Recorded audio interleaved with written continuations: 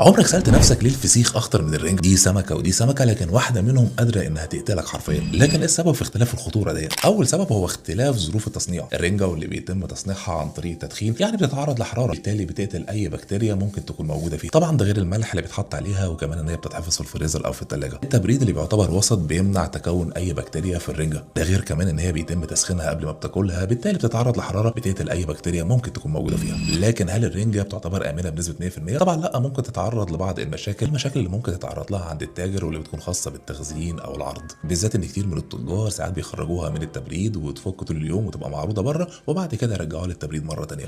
نيجي بقى للسمكة الأخطر فيهم وهي الفسيخ. طريقة التصنيع واللي هي بتكون عبارة عن نوع من أنواع التعفن أو التحلل، أنت بتاكل سمك متعفن أو متحلل. عدم حفظ الفسيخ بالطريقة الصحيحة بتخليه يتعرض لنوع من أنواع البكتيريا السامة، البكتيريا واللي بتقدر ساعتها إن هي تنمو داخل السمكة اللي أنت بتاكلها ديت. بكتيريا بتكون مسؤولة عن تسمم، لو ما تلحقش فأنت هتموت حرفيًا.